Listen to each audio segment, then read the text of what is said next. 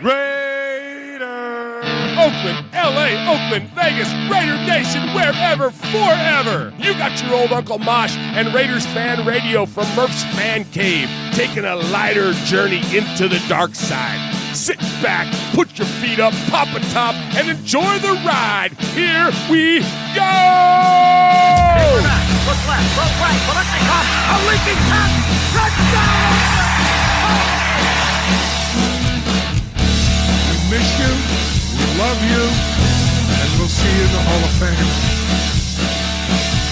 When you have great coaches, then after you have great coaches, you get great players, you have a great organization, and you tell them one thing, just win, baby.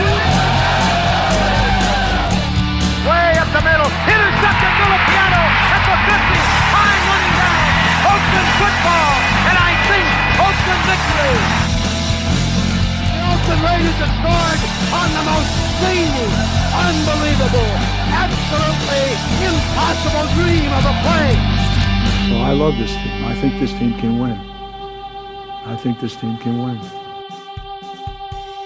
What is up, Raider Nation? Your buddy Murph back once again for another what we hope to be fantastic episode of Raiders Fan Radio, episode number 143 of Raiders Fan Radio, here live from Murph's Fan Cave. I think we've got our audio bugs worked out, our video bugs worked out. The lag in the chat room is befuddling as always to my two co-hosts, and so let me welcome to the speaking of co-hosts, to the Western Annex of the Murph's Fan Cave desk, the one and only Uncle Mosh. Hey, befuddled? I don't know. That was pretty good. I huh? love You like befuddledness. Yes. Yeah. Yes. Yeah. We're yes, all about befuddlement. yes. We're all about befuddlement. Is that a word? Yeah. Can I verbalize befuddle? Oh. Would Oh, God. That sounds like you trying to give the promo. it be befuddling? Would it be befuddling? Can you conjugate that verb? No, but I know somebody that can. The most befuddled? Yes. Okay. He is in the annex of the annex. Yes, of the Murph's Fan Cave desk. So let's head to the southern annex of the western annex of the Murph's Fan Cave desk and welcome the third man in the booth tonight, Swag Jeff. What's up, Swaggo? Yo. Southwest Swaggy J. What's up, guys? Glad to have you back, Jeff. Well, yeah. This is like 3 out of 4 for you, isn't it? I know. My wife is giving me so much leeway. I love it. I love it. She lets me come play. All right. Good deal. Good deal. Well, good week to have you back here. Appreciate you joining us. Yes. As always, and appreciate you, Mosh, for joining me here in the Fan Cave for episode number 143. So we've got a ton to get to tonight. And so let's go ahead and just jump right into it. First off, if you wouldn't mind, please smash that like button, smash that bell, as the kids say.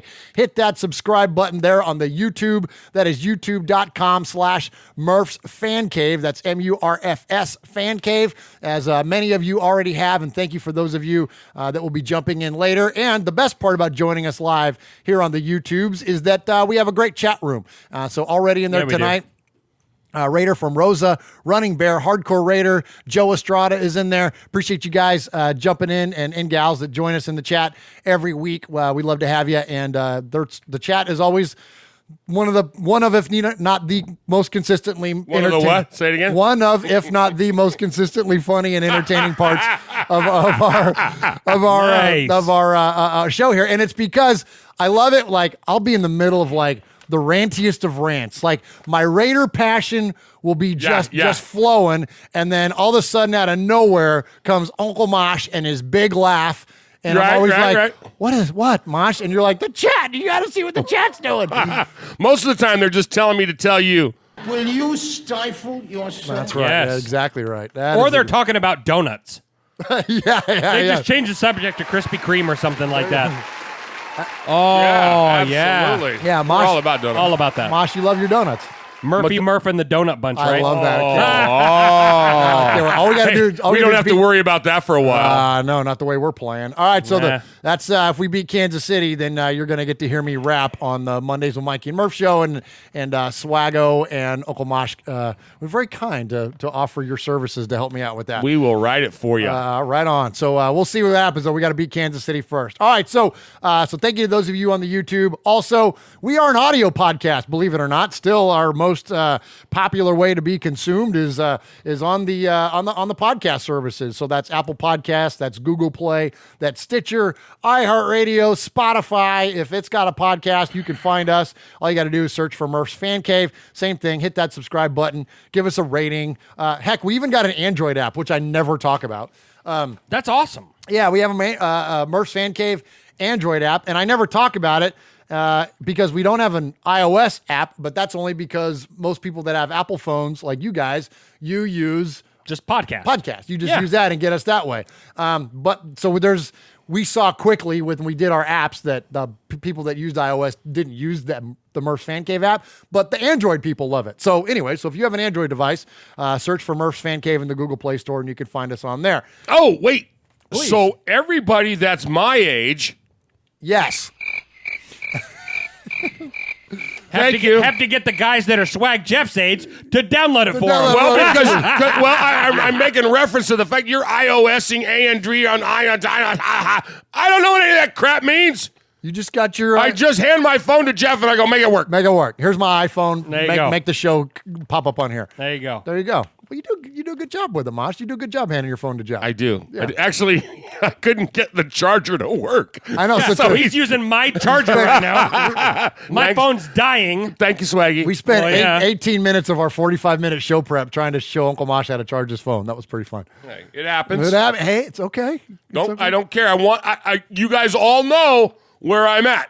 If it wasn't for the fact that this phone has access to the entire world, I would go back to my flip phone in a minute. Oh, you loved that thing. I love that one that I could put in the beer and you could call me and it would hear it ring. I love that phone. That phone. Yeah, I'm all about it. The chat's already talking about last week how the cameras are a lot better this week. Oh, good. Yeah, thank you. Oh, nice. Sounded like you were talking into a fan last week. Yeah, it was kind of rough, man. My bad. Look, it's technology, and we're a 3-man show here, and so it's we're not pros. We don't have producers or a formal studio. We have my bonus room.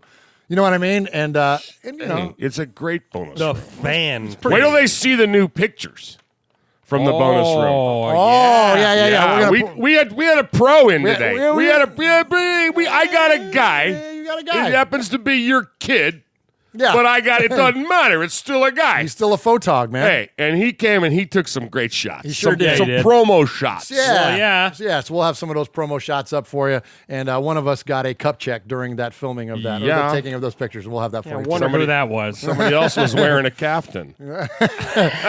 Around the lower part of their body. And and I didn't even want to do that. All right. So anyway, help us by doing those things, support the show, and then more importantly, support our show's effort to support the Bolitnikoff Foundation. Swaggo, point to the Get Made t-shirt.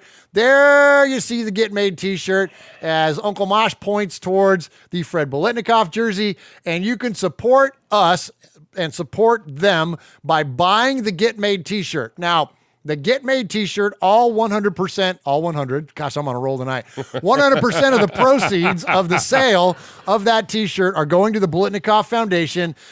There's a little bit of I don't know what we call it, a caveat, an asterisk, a footnote, Mosh. We're running close to being out of Get Made shirts. Okay, so this is what we're going to do. Break it down, Mosh. Break it down for us. We, Swaggy J, Murph, this is what we're going to do. This is our last week of selling the shirts. Yeah. We had a run. Yeah, we did. We're gonna fill those orders this week, and then the orders that we get from tonight's show, the next day or two, and that's it. That's about all we got. We have a couple that were promised. We've got a few that we've got to give away for some prizes, and then hey. Get your shirts, because that's it. The Get Made shirts are done. They're done. It's a thing of the past. That's it. And we're not making more. Like we do a run of shirts every year. Right. And that's it. That's it. That's our 2019 shirt. And so if you want one, get one. There you see it there behind Mosh, and then there's Swag Jeff as well. The Get Made shirt, 100% of the proceeds going to Bolitnikoff. So it's really easy to get them. All you got to do is go to RaidersFanRadio.com/t-shirts. That's right. I know. Awful clever coming up with that URL there. Hey, so, the other thing though, Murph, please, we're still taking donations. Yes, we're 100%. If you've already got your shirt, And we are still taking donations. The more we get, the bigger that check is going to be. And well, actually, it's only going to be this big because we ordered it already. Yeah. But the amount on it is going to be bigger. So we're still taking donations. Yep. All that money's going Absolutely. to Bolitnikoff, the foundation there in November. And send your money. Absolutely. And we're still doing the deal with NFL Shop. Yeah. So you guys, right. please use our link, the RaidersFanRadio.com/gear, and you can buy a cool custom jersey like I have. Tell him about your brother, what he did, and he's a Titans fan. So tell your family or people you talk to. If you follow us on social media, you see that I have jumped my dad into the nation. Yes. He posted on his social media. We shared it to ours. He's got a Get Made shirt on and a Raider hat. So he's got all that. I tried to jump my brother into the nation. He just ain't coming yet. It's just not time yet. But I told him to use the link, and he bought a Marcus Mariota Titans jersey. There you go. And he used the link, so we got credit for it. So he used the link, so we got credit for it. So, he's... Just get to NFLshop.com through our link. Yeah, That's the message. Absolutely. Absolutely. All right, good deal. Appreciate that, Swaggo. Appreciate your support that way. And tell your friends. Use go to RaidersFanRadio.com/gear, GEAR, and then hit that link. It'll take you to the Raiders stuff, but then you can go to anywhere on NFLshop.com from there, and we'll get credit for anything that you do from there. So we appreciate you 100% for helping us support the Bolitnikoff Foundation. All right, I mentioned earlier, this is episode number 143 of Raiders Fan Radio. And every episode, we take the title of our episode, and then tie it back to something significant within Raider Nation. And although many of you are making a run at Swag Jeff to take this part of his job, he's actually done an amazing job with it over the past however long it's been now, months and months that he's been doing it. And so, Swaggo, hit us with a 143 tonight. Well, thank you for the respect. And honestly, I'm going to challenge everybody. All the listeners out there, I haven't seen a whole lot of challenges in the last few weeks. He's bringing it. So come on, man. You want to step up? Let's step up. So let me ask you, Swaggy, can they send those directly to you? Oh yeah. Well, I mean, just send them to Raiders Fan Radio. Message us on Facebook, Instagram. I'm in charge of all of that now. So send stuff to me, man. And if you think you got one better than I do, call in. Yeah, call in the show 909-345-3346. Nice. Just when Johnny goes, hey, that's all fine and good. Spell Alzado, Jeff. Yeah. I hear that. It'll be a little while before you live that one down, but that's okay. That's all right. That's all right. You do it. So anyhow, okay. So episode 143. I'm double dipping again. Oh, we're just gonna double dip. All right. And we're gonna double dip in 2 consecutive Raider seasons. The first season we're gonna go back to is 1978. Come on, 1978. Fred Bolitnikoff. Nice. Yes. Fred Bolitnikoff, his farewell season with the Raiders. Okay. He retired from the NFL after this season, but he averaged 14.3 yards per reception. Well done. That's awesome. 143. Nicely done. Yes. If you didn't like that, let's take it to the next season. All right. 1979 season. Another Raider great, and rest in peace, Cliff Branch. Okay. Our boy Cliff Branch averaged 14.3 yards per reception. No way. Yeah. So 2 Raider greats, 14.3. How cool is that? Wow. That's amazing. That's How cool pretty is that? nice. That's a fun one, man. That's some good numerology stuff right there. Yeah, there you go. Right on, Swaggo. Good job, man. Very good job. All right, gentlemen, and those in the chat room, let's shout them out. Ron is in there, the Mater Raider, we call him. Running Bear, Aaron the Q-Dog Raider. What's up, Capo? Just when Johnny is in there. Did I say Running Bear? Ty Tyler is in there. I can't scroll up, but Raider from Rosa. Appreciate everybody jumping in the chat room tonight and joining us for episode number 143. All right, I mentioned Ron. We call him the Moderator because he's the moderator of our chat, and he does an awesome job in there. And Ron was also one of the guys that really got on early with what we were doing here at Raiders Fan Radio, one of our first made men. And Ron's been a part of what we do, not only as a listener, but he's definitely integrated into being a very valued and respected part of our RFR community. And so I can't thank him enough. And if that wasn't enough, him just being a participant, I got to share this with you all. So if you look over my left shoulder here, this Murph's Fan Cave sign, I put it up on our social media And so did Swago. Actually, I put up on my profile, but Jeff put it on our RFR stuff. I put up earlier this week. So if you hadn't had a chance to see it, here it is. So I get home, guys, and there's this, we get a lot of stuff here to the cave. We get a lot of stuff sent to us, and I get a lot of, I'm an Amazon junkie, and you know what I mean? Like, we just get a lot of stuff sent. So it's not uncommon for us to have packages on the porch. And so I see this package, and I'm like, oh, that doesn't look familiar. I wasn't expecting that. And so I grab it, and it's heavy. This thing weighs like 10 pounds, right? And so I bring it in the house, and my oldest son comes over, and he's like, what is that, Dad? I'm like, I don't know, pal. I go, let's cut it open.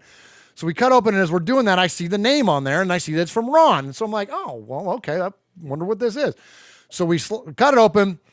My son slides it out, and the back of it's facing me, and like his eyes get like saucers. Oh, nice. He goes, oh, Dad. And I go, what? And he goes, you're going to freaking love this. And I go, what? And he flips it around, and it's this sign. So let me tell you guys what this is. So it's mounted on the wall now, so it's kind of hard for me to, other than just describe it to you, the weight of this thing. But it's 3 layers of metal, and the bottom layer is painted completely white. Then the second layer is this die-cut Murph's Fan Cave within the shield.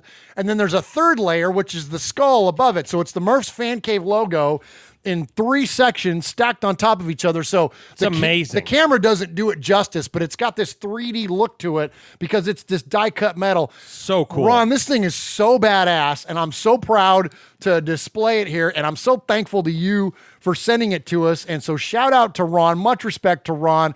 Thank you to it's his wife's uncle, I believe, has a machine shop, and they're the ones that crafted it. It's amazing. I asked him if they wanted a shout out. He's like, no, man, we just wanted to do it as a show of appreciation to you guys for what you do for us. And I know you got plenty of Raider gear, so we wanted to do something that was, cool. that was unique to the fan cave. And so again, we're proud to display it. And Ron, dude, you rock, man. I almost feel like I need to bang on it with something. You know what I mean? Yeah, and it's not even like it's flexible. No, it's just like it's so heavy. It's solid, man. It's like 10 pounds. Yeah. It's great. Crazy. It's crazy. So super, super cool. So thank you very much, Ron, for that. All right.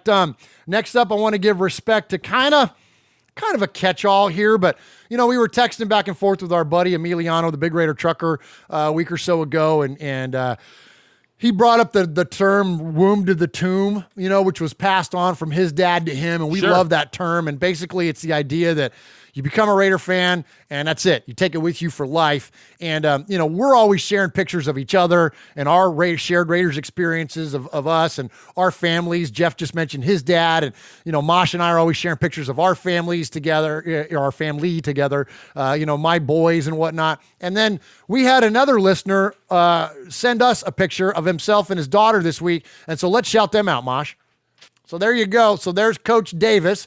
He wanted to send a picture of him and his daughter, and we just thought that was so cool. So if you guys got pictures of your family, send them our way, man. We'd be glad to show it off. And he was real nice. Sent us a note. He did. He said, I just wanted you all to see me and my beautiful daughter. I married her mom while I was still in prison, and this beautiful, beautiful little girl came with her. Man, I love it, man. That's so cool, just man. Passing it Much along, respect. man. Absolutely. Absolutely. So appreciate that. And raise them right, raise them Raiders is what we say around here. You know what I mean? So absolutely. So good stuff there from Coach Davis. We appreciate you. Okay. I got one more respect, and we respect all of our made men and all of our listeners, some that literally go above and beyond the call of duty when they go to work every day, and that's to protect and defend our freedoms, which we are immensely and endlessly grateful for.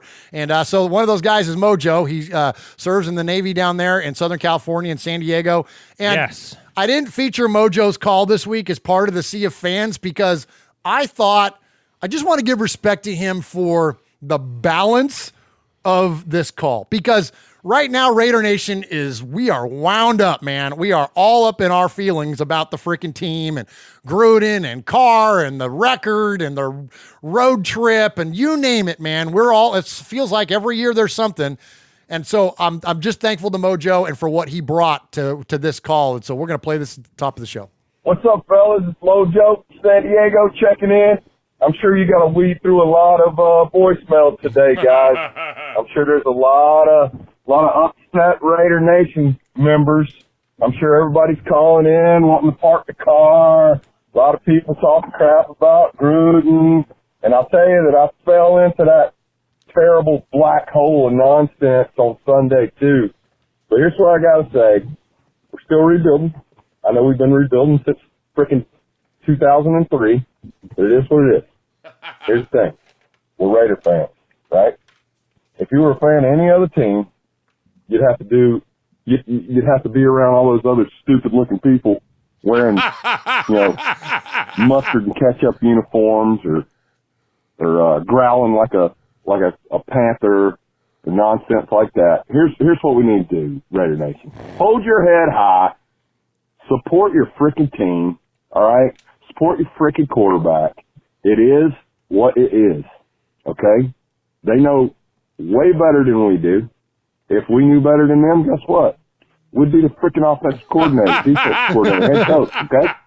So let's chill out on the armchair quarterback crap, all right? And just enjoy the freaking season. Remember what it's like when we're sitting, in July salivating to see some football, okay? Just enjoy the freaking season. That's all I got. Out. Just win, baby.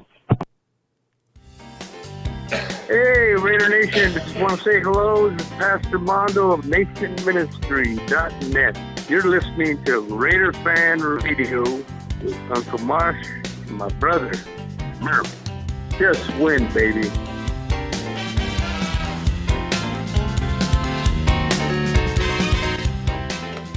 Swago. So, I don't want to bring it up.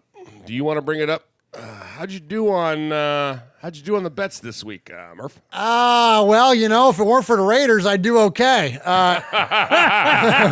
The only bets I ever lose are when I bet on our team. Every other bet I've made through mybookie.ag has come through. So at the end of a hard week, guys, it's great to sit down, take some time off, and watch some football. Well, yeah. Game-winning touchdowns, 2-minute drives, running backs racing down the sidelines with no one to stop them. There's nothing else like the NFL, and there's no better way to make the games even more exciting than to bet on them, and that is the absolute truth. Do the smart thing and go to mybookie.ag. No one gives you more ways to win than they do. MyBookie's got the fastest payouts and better lines than any other sports book. So don't forget, where you're betting is just as important as who you're betting on, and mybookie.ag is the best in the business. It's where I play, and it's where you should too. And look, I wouldn't be telling you guys this if I didn't think they were the best, and it's the truth. And it really is. I've won. Let's see. So last week I hit on who you were up, and it was the Ravens that came back. I took the Ravens and the points, and they came back and covered. And so I ended up hitting on that one, but I missed on the Raiders. So this week, and I've been betting Indy big, right? So I've been winning playing Indianapolis. So like this week, I'm like, well, do I play Indianapolis again? They're playing our Raiders. Like, it'd be worth it to me to lose just so the Raiders could win. Yeah, that's what Pirate 1975 says. Bet against us, Murph, and we're guaranteed to win. I'm thinking about it. Like, I think that's what I'm going to do. I'm going to put money on Indy, give up the points, and then if they win, then I'll have a consolation prize, and if the Raiders win, then that'll just be awesome. I don't care if it costs me $50. There you go. So, anyway, I wouldn't tell you them. I wouldn't tell you about these guys if they weren't the best. That's mybookie.ag. Do the smart thing. If you're going to bet this season, bet with MyBookie. And if you like to win a little or bet a little and win a lot, try a parlay. If you do that, all your picks, and they come through, you multiply your winnings, and no matter how you bet, the NFL season is the best time of year. Join MyBookie now, and they will double your first deposit. So if you put in $100, they're going to give you $200. You put in $500, they're going to give you $1,000. All you got to do to activate that is use a promo code CAVE to activate that offer. That's promo code CAVE, C-A-V-E. Visit mybookie.ag today. You play, you win, you get paid. All right, boys and girls, pay attention. You got your old Uncle Mosh here with an update. That's right. I got some stuff for you. Take out a piece of paper, a pencil, a pen. Heck, use your pocket knife and carve the info into your dashboard as you're driving down the highway. First off, you need to like us on our fan page on Facebook. That's right. Go to Facebook at Raiders Fan Radio Podcast. Don't forget about the Twitter. You know your old Uncle Mosh, he twits now. That's right. Go to at Raiders Fan Radio. Also, don't forget the Instagram at Raiders Fan Radio. Or what about our website? That's right, RaidersFanRadio.com. Heck, if you want to, you can even email us show at RaidersFanRadio.com or call us on the Raiders Fan Radio hotline, 909-345-3346. That's 909-345-3346. Don't forget Merv's Fan Cave on the YouTube, where you can get all the show links like the Fan Club Blitz with Splatterhead and Fitz. Find all our stuff on podcast providers like Stitcher, iTunes, and Google Play. All right, did I hit the time limit? Good. So, Swaggo, Uncle Mosh, we are gathered here in the cave to celebrate this thing called Raider Nation, and as of this last Sunday, there wasn't a lot to celebrate. We're running out of time. My life is running out of lifespan. Yeah, it is. He's got about 8 years and 12 games left. Oh, my gosh. All right, so let's talk a little bit about this last week's game. So we play the Minnesota Vikings. Gentlemen, give me just we're gonna hear from Coach, we're gonna hear from Carr, we're gonna hear from Tiger Whitehead here in a minute. I want to hear from you guys though. Just general takeaways, Mosh. Give me your top couple here out of the game. First and foremost, it was a hard game to watch. It was boring as crap. It was hard. It was bad enough. I was sitting in your uncomfortable furniture, and Love the that best chair. thing about your furniture is the television. And you got a great TV, but your chairs suck. That is not true. Are you going to let me talk, Mikey, or are you going to where are we going with this? So I'm sitting there, my back hurts, my feet stink, why isn't my furniture fault? Your feet stink. I'm just trying to say there, Hot Rod, settle down. And I'm watching the game, and I'm like, Murph, I got to go with Hardcore Raider, man. It was really hard to be an apologist.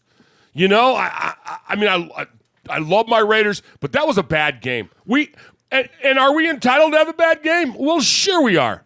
But it was a rough game to watch, man. Yeah, absolutely. It was a rough game to watch. Absolutely. Swaggo, what do you got? Give me a takeaway. It's hard to decide whether to, put this on Carr. Who do you put this on? There's a lot of I got 53 off the top of my head. That's, you know that's what I mean? true. Right, yeah, right. but us as Raider Nation, we want to point at somebody. So who is it? And initially looking at the game, you want to blame Carr because he didn't make some good decisions. He threw a really bad interception. But I complained the whole game about the play calling. I just hated the play calling. The little dinky dunky passes and stuff like that. I didn't like it. When you're 3rd and 19, don't dump the ball off. Go yard. That was just my opinion. Right. So right. It was like Uncle Mosh said. It was just hard to watch. Yeah, absolutely. It can get frustrating as a fan watching this stuff, and I hear you and everything you guys have said. I'm with you on, and I think that this was to me a revealing of there are greater things in play. That there's a multitude of issues still that we have to address as a team. And while I think in terms of quarterbacking, and I'm going to get into heavily here in a minute about Carr and the quarterbacking, but. I've always been a firm believer that the quarterbacks get too much credit when the team wins and they get too much blame when the team loses. 100%. And so it's real easy to, like Swaggo said, we all want something to point at. And I think that oftentimes the quarterback can be the path of least resistance because it's the most prominent position in the NFL. So it's real easy to just target that. But I think there's some validity to the criticism. This is not, I'm often criticized for being the apologist. There's definitely some validity to the criticism of Derek Carr at this point, and I'm not going to shy away from that. We're going to get into that here in a minute. All right, first off, let's listen to Coach Gruden postgame. We got to get better as a team. We're putting our team together. We're playing a very good team back-to-back weeks. You could say the Chiefs, Vikings, as good a teams as there are in football. Absolutely. And in spurts, we hung in there and did some good things. But if we can't convert a 4th down and a half a yard, we failed to make a play in a passing game at the end of the half, which could have been a huge play. And we lose the turnover battle and fall behind. It's not good. Well, they're a good team. They can get there with 4 guys. They have a lot of pressure and simulated pressure you have to account for, so it's hard to get help a lot of the times. It's a credit to their scheme. They've been at it for a long time. They've been drafting to fulfill needs at this scheme. they're a challenge. I thought the offensive line at times did some good things. Obviously, a couple other times Derek was pressured quickly and it made it hard. Yeah, I think the interception, obviously on a quick pass, something you rarely see from Derek is certainly the pressure. You feel the pressure. But I thought overall, I thought he did some good things. I got to take a good look at it before I say anything else. No, I think he might have missed a throw or two. There's no question. He's a human being like everybody else. Again, I thought he made a great drive to make it 21-7 on the flea flicker. We get the ball back. We're going in for a touchdown or points. We mishandle the ball on third down. That hurt us certainly. And we just got to play better. I got to do a lot better job myself. Well, I'm glad to hear him say that. He's got to do a lot better job himself because I agree. There's a lot of accountability to be passed around and fingers to point at, and I think it starts with the coaching. It starts with the game plan. It definitely goes to Derek Carr. It definitely goes to the defense because we couldn't stop the running game. But in terms of what he had to say there, Mosh, anything stand out to you? Well, pardon me. There's a couple things. I loved what he said about we played two of the best teams in the NFL back-to-back. Absolutely. Not an excuse. Not an excuse because in the chat they said, well, if they knew that we were playing two of the best teams in the NFL, then we should have geared up for that. Sure. So that's a fair criticism, and I don't think that Coach would deny that criticism. Okay. The other thing, it wasn't brought up here, but it was brought up in the game. Some of those guys on Minnesota have been playing 5 and 6 years together. Yeah. They're a cohesive unit, and it showed. Yes. It showed. We've prided ourselves on people aren't going to run against us this year, and they ran the snot out of the ball. Yeah. And so, pardon me. I really think that. I think that as he looks at the bigger picture, we have to look at the bigger picture. And it was, I didn't look at it as all coach speak. I think he was honest, and he said, we got outplayed. I do want to take away this one little bit, though, in Carr's defense, and I know we're going to go to him in a second. His passing was a whole lot better in the second half, and that was the one takeaway that you and I noticed, that when in the first half, it was like he was throwing these looping toss up, anybody can get them kind of balls, and then we saw that glimpse of, man, this guy can he can wing it when he wants to. Why he didn't want to the whole night, I don't know. Right. So I don't know. I don't have the normal apologies, but there was glimpses. There was spots of, we can do it. We're not there. We're not there yet. So what I saw and like Mosh said in the second half, I really saw glimpses, flashes in the pan, but someone that still really did impress me was Darren Waller. I mean, Darren Waller was. I mean, if you find a positive thing to bring out of the game, this guy's reliable. He's a stud, dude. He's a absolutely. Stud. That's a good point. That's one silver lining. Absolutely. Yeah. If you want to find some positive to pull from that game, and there wasn't a whole lot of it, we saw like 80% of our linebacker core go out. Darren Waller was the silver lining. Yeah. I mean, he was a stud. So good point. All right, let's go hear from our much maligned quarterback, Derek Carr. We got to play better as an offense, for sure. But we were able to move the ball and stuff. We just didn't finish in the red zone. My interception, can't turn the ball over, obviously. That's a given. I just missed a throw. But those things happen. But with this defense, it's very tough to come back once they get a lead because that's what they're built for. Yeah, you know how that goes, right? If it hits their hands, they always say, dude, that's my fault, right? I'm like, well, man, I could have thrown you easier pass, right? Yeah, you could have. We can sit there and do it all. At the end of the day, it was incomplete, right? But it sucks, man, because we're going right into their territory. You go 21-14, and after how we started, right, you get, man, okay, hey, we're back into it, and we're about to get the ball back. That just brings life to the team. So a play like that, Darren and I together will be better. Man, yeah, we're on the road for the next, 3 months. So we're going to do a lot of bonding time, right? We're going to be together as a team, and no one cares. You just got to win games, right? I don't think there's any moment or defining or anything like that. I'm going to fight my tail off like I always do. I'm going to compete my tail off no matter what the score is, whether we're winning, whether we're losing, whether it's tied. I never look into seasons and like this is the theme, or I think that's more for TV. I just play football. Coach calls a play, I go out there and I try and do it my best job, and that's my job. And that's honestly how I leave it. No, again, we moved the ball, right? We definitely moved the ball. I said we didn't finish drives, so that's the point right there. We didn't finish our drives, especially the one at the end of the half. That was a big one. That was a big one in the heart. Not getting points there, especially with that was the fourth down, right? We had the third and short, and then we had the one with the 4th and 1, right? That's a couple of drives out there where you sit there and you're like, man, we're moving the ball, right, man. If we can just, and in the first game we got those little first downs, right, and it changed the game. And so we'll take a look at it. I mean, Coach will make the corrections, tell us what to do better, and we listen to him. He's our leader.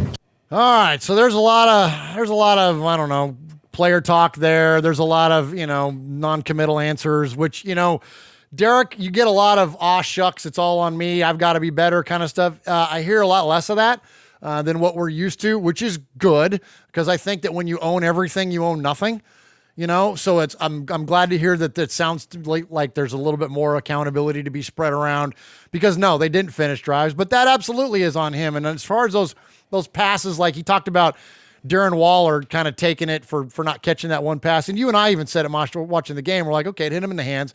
Yeah, you want him to catch that. But Derek didn't do him any favors. And Derek wasn't doing them many favors with a lot of his passes. And I'm going to get into heavily here in a minute, the offense.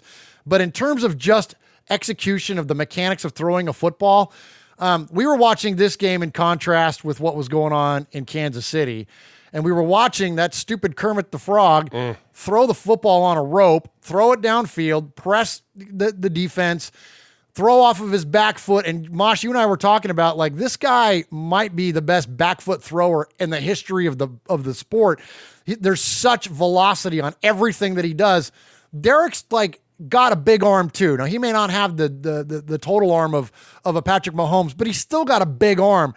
And he does these floating, like we were saying, these little touch dink kind of pass, and it's like, what do you do? Fire that thing in there. You just want to be more aggressive. I don't know if he's being coached to do that or not, but one way or the other, the optics of it are not good, because it leads to interceptions and it's leading to incomplete passes, right? Yes and no. I think he's got. There's no doubt about it. He's got the talent. There's no doubt about it. He's got the leadership. There's no doubt about it. He's got control of the locker room. I think the team believes in him. I do believe that like some of the guys in the chat were saying, we're a young team. Sure. We're this group of guys that we were all so fired up about in the off season are coming together. It doesn't happen overnight. Tell me about Carr, though. Let's stay on topic, though. What is this about? And that's what I'm getting at. Is his leadership and what he's going to have to do. Him stepping up is going to have to be there.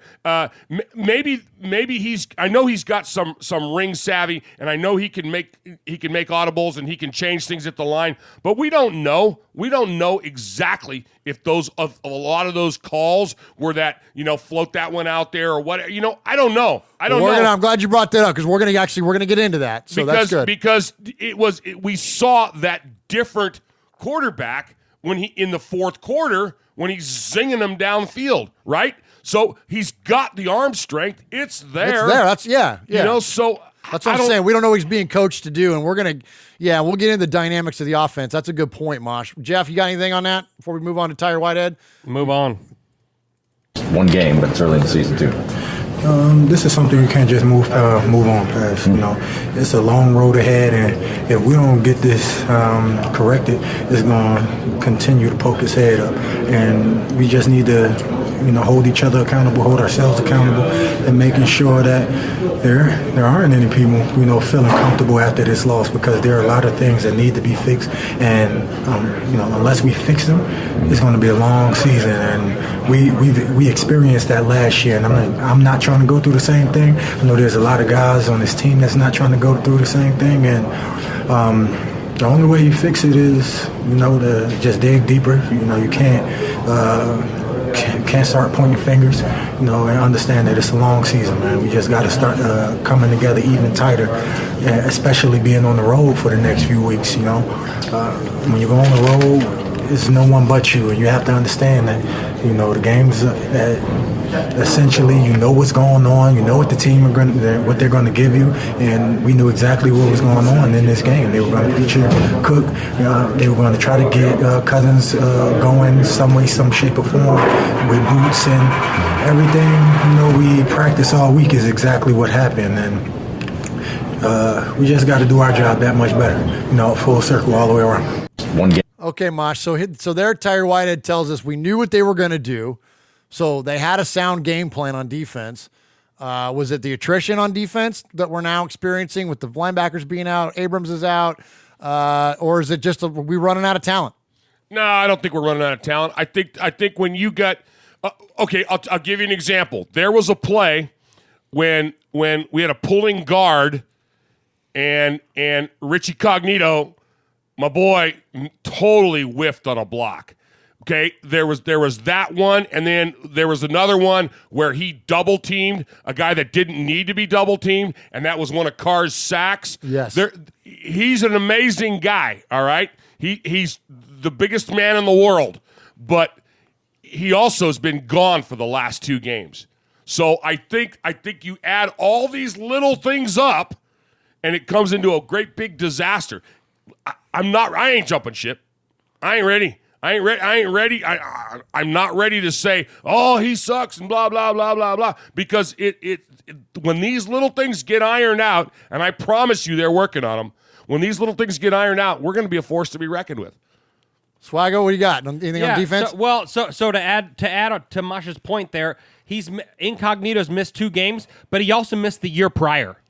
So this guy might have just a little bit of rust on him. You got. Let's talk about defense, guys. Okay, So let's just hear from Tyree Whitehead. Let's talk about the defense. Okay, well, defense. The defense was just tired. They were wore out. They were wore out. That's a good point. When your offense is going 3 and out, and then Minnesota's coming on 12 play drives, it just wears the defense out, and they don't have any time to catch their breath and kind of chill for a second. You got to have this offense. The offense has to put together a drive, even if you don't get points. You got to put together a drive to give the defense. Drive. Yeah, you got to have a sustained drive to let the defense, catch their breath before they got to go back out there and do it again. Absolutely, that's a good point. And and I think that when you couple the defense getting worn out with the injuries, I mean, it just it wore us down. I mean, we played pretty good against the run this year, and you heard it right there from Whitehead. He said he knew what they were going to do, and they just failed to execute. So we need better effing execution, John Gruden, right? One of the things that popped up in the chat there, I saw, I think it was Q Dog there, said we want 2016 Carr back, and I don't want to go completely revisit all this over again, but something interesting, Aaron, keep this stuff in mind, man. I know that we're early on in the season. Carr got sacked how many times in 2016, Jeff? Remember we saw that? 16 times. 16 times for the entirety of the 2016 season. And how many times has he been sacked already this year? 7. There you go. I mean, come on, got to remember that, man. Look, he didn't get touched in the first game. So that's 7 sacks in 2 games. And this is a guy that's already had major injuries. Like, you want to say he's got happy feet or whatever. I don't know. That's fine. But if you protect him, he doesn't get happy feet. So, again, not an apology for him. And I'm getting ready to go in on Carr here in just a second anyways. But let's get off the Minnesota game. We're not going to do stats. We're not going to do any of that crap. This was not a joy to watch. It was disappointing. Although I think if we're really honest with ourselves, as Mosh said earlier, this is one of the best or better teams in football. So, not a total shocker there. What you got, Mosh? I love it when you do that. And now for something completely different. Yes. Nice. Guess who's here? Who's here? Vladimir Mankovic from Serbia. Oh, nice. Cool. And Peyote Dreams from Berlin. Wow. We are hitting the airwaves. We are worldwide. Thanks, Love guys. it. Appreciate you guys tuning in. Love that you're in the chat. I know it's late over there, but welcome. Nice, Mosh. Good call, man. Appreciate you. Absolutely. That's awesome. That is awesome. All right. Mosh, we're resurrecting some segments tonight. All right. We're going into the Writers Fan Radio archive and busting out some segments. So I think we only did this one or two times before last season. Right. But, we talked about some defensive things. Well, tonight we're going to talk about some offensive things. Hello, boys and girls. Thanks for joining me here today as your old Uncle Mosh takes us to class. Most of you have heard the phrases Hail Mary, shotgun, or onside kick, but have you ever wondered what the heck a Mike, Sam, or Will linebacker did? Do the phrases run and shoot, bull rush, and nickel dime packages make you want to go pooch punt the Wildcat? Well, you're in luck. My little nephew Murph has a new flea flicker of a segment called Murph Fundamentals, where I ask him a question and he tries to teach this old dog some new tricks.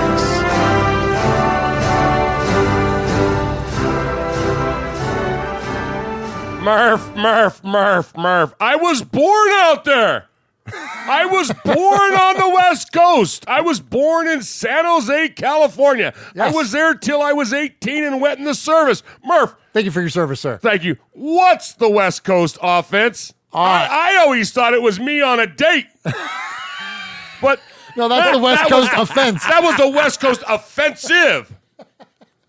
Ever tell you about the time I had the date with the girl, the 21-year-old? I was 17. No. And I gave her a bloody nose. I went. No. She invited me in, right? I'm like, all right. I hit the promised land, right? And I'm on her doorstep, and she's like, let me get my key. And she's like looking up at me, and I go in for the kiss, and I hit her right in the nose with the bill of my hat. And she starts bleeding. And I'm like, and she's like, got her hand hold up to her nose, right? She's gushing blood. And I'm like, where's your keys? And she's like, it doesn't matter where my keys are. See ya.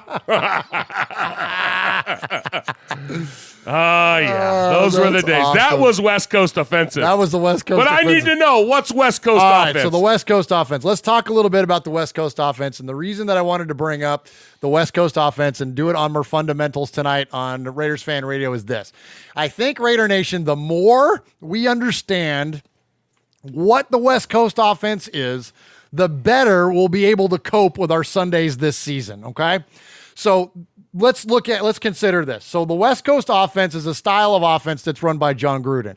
So I'll give you a quick little origin of it. It actually started, no surprise, on the West Coast. And actually, the original West Coast offense was, and the reason they don't call it the San Francisco offense is that because originally it was run in San Diego by Eric Coryell and by the Raiders. There's a reason that Daryl LaMonica has the nickname the Mad Bomber, and there was Warren Wells, and there was, of course, Cliff Branch, and the Raiders were just go deep, baby, right? Just ask Kenny Stabler. So those types of offenses, those push it down the field, stretch the field, attack deep, that was what the West Coast offense was. Well, there was a writer that misinterpreted what the West Coast offense was and applied that term to Bill Walsh's 49ers. Nice. So It was a mistake. It was a mistake. So now the West Coast offense, as we know it, is Bill Walsh's offense that he ran successfully for the San Francisco 49ers.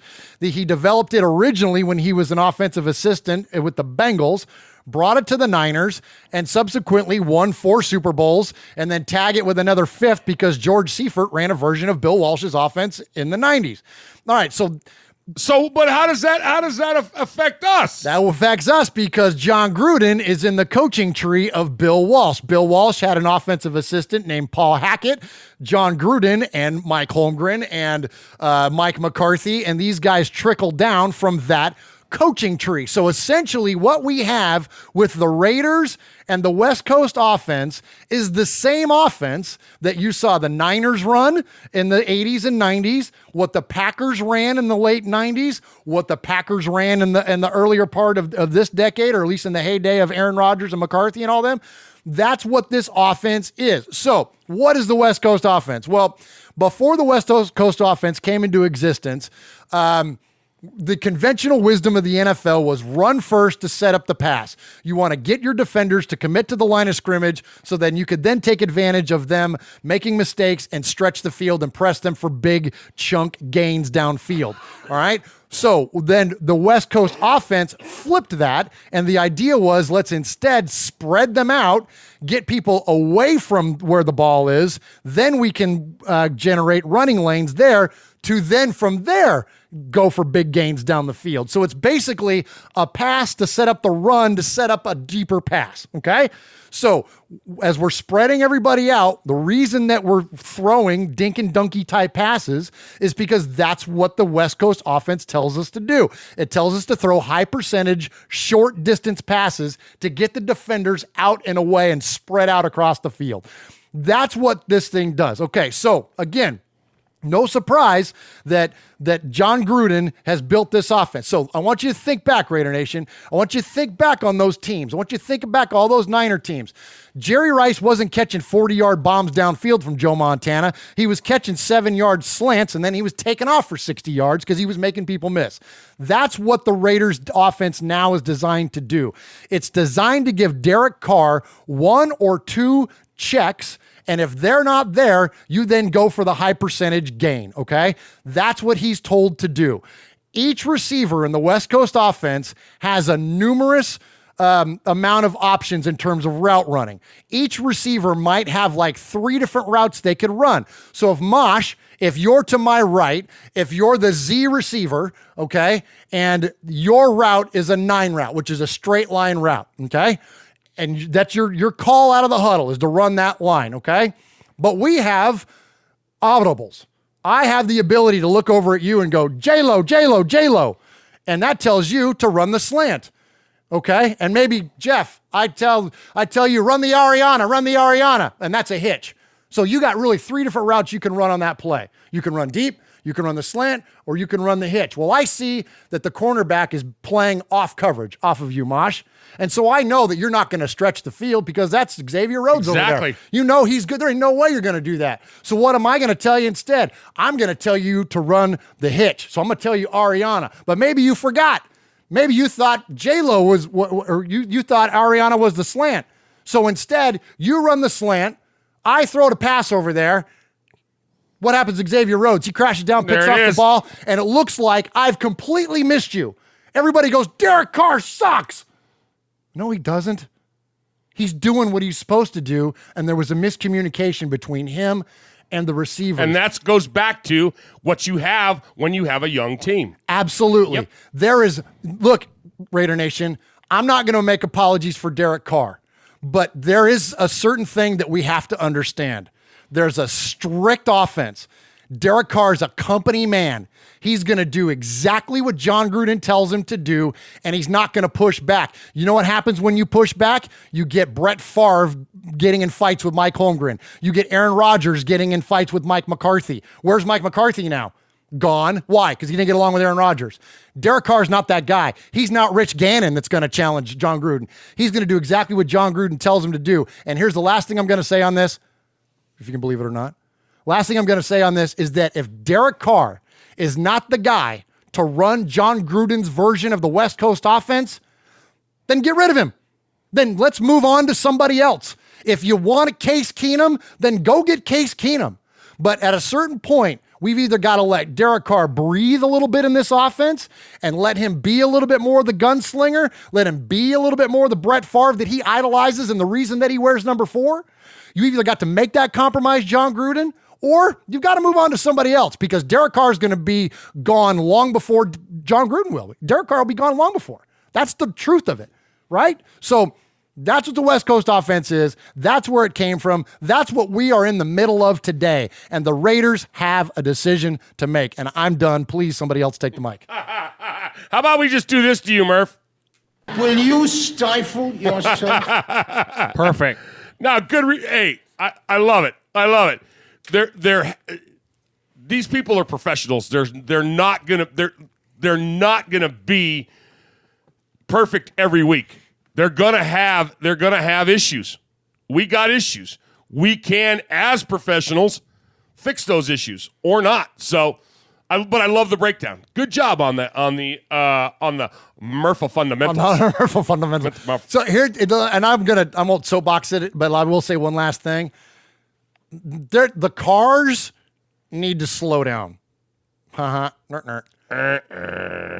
David Carr, Darren Carr, Roger Carr, anybody named Carr on social media, this whole idea of attacking the people that are criticizing Derek, look, man, it's not a good look.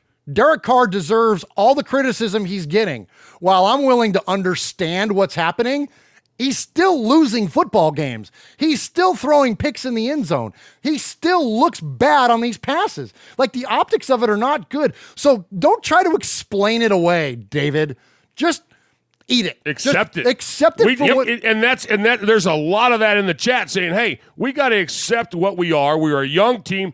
We're in a rebuilding phase. Everybody wanted to throw all of us under the bus last year because it was our first year, but it takes 3. It takes 3 years to rebuild, guys. Yep. We can't forget that. Yep. So absolutely. I don't know. We'll find out when we go. Where are we playing this week? Ooh, right up the road. Indianapolis. Are we going? Uh-huh. Nah, I'm not I got going. stuff to do. Yeah. You got anything, Swaggo? Yeah, so Pirate 1975 has a good point. If not Derek Carr, who?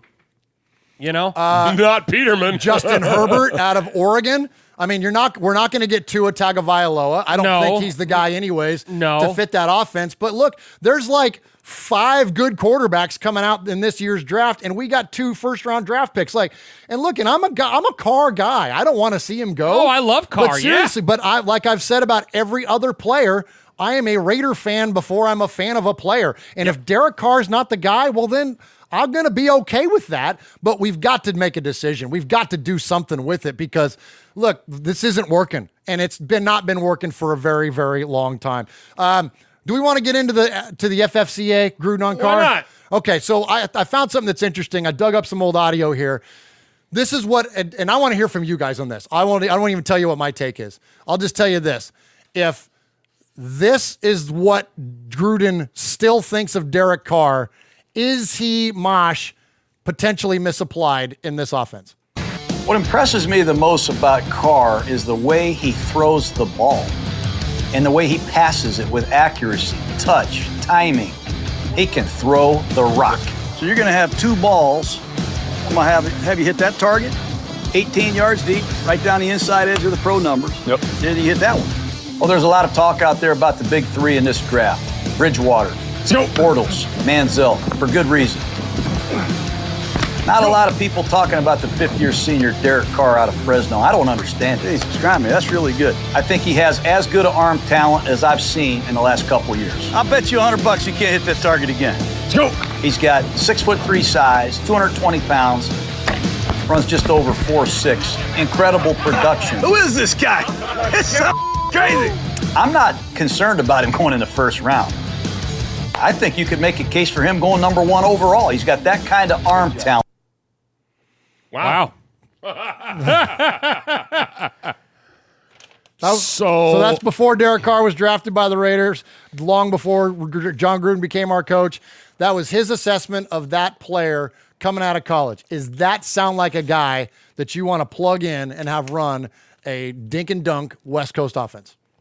You know, a lot of these teams that are successful, including the ketchup and mustard folks over there, they have talent over there, and they utilize that talent. You know, you see a guy like Derek Carr, he's talented.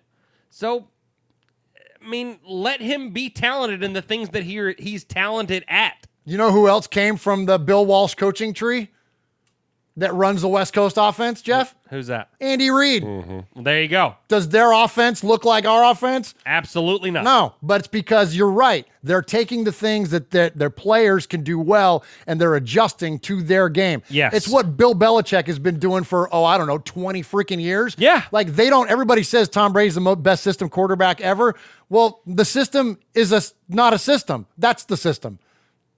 Yes. I think I just went into a black hole right there. But you know what I'm saying? Like, there is no system. No. Like, they change literally game to game. Every game. Every freaking game. So you know, if you don't have the ability to flex between what talent you have, then the Raiders are going to continue to struggle. So anyways, I think this is a little bit on everybody. And you know, gosh, I don't know. Do we beat that one up enough, Mosh? Yeah, we beat it up enough. You know, Running Bear says Carr has a talent, but it's the talent around him that's in question. I think that there's some validity to that, but it's also a matter of getting all that talent on the same page. It's why all-star games are boring. Yep.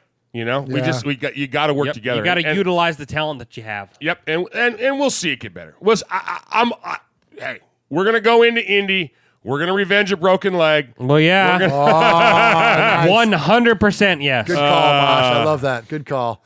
Good call. All right, let's hit the button and then talk about the greatest plays in NFL history.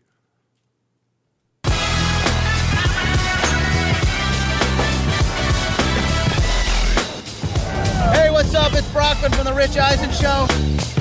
And it's Del Tufo from The Rich Eisen Show.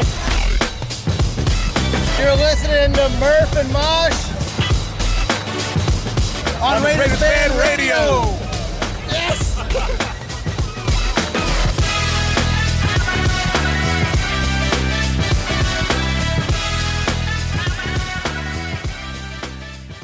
All right, Uncle Mosh. So something cool this week. You know, we love the legacy of our football team. And we love to talk about it. We love to study it. We love to celebrate it.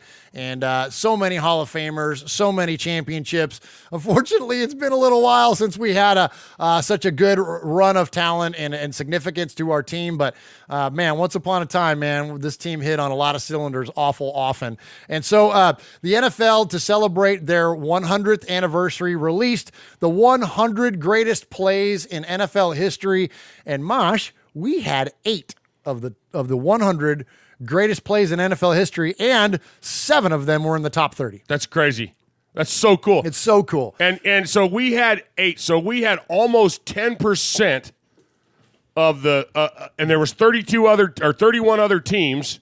Yeah. And if they all had almost 10%, that's 310%. I just did math, and it's not.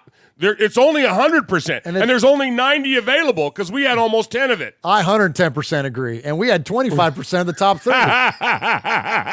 30. We did math while Swaggy was gone. I'm telling you, that's I almost had to take off my shoes so I could add all that stuff up. But all right, so I'm going to give you guys, all right, and y'all in the chat play along. If you know it, then don't shout it out because you have the luxury because we don't know the list. You guys don't know the list. No. We saved it so we could play.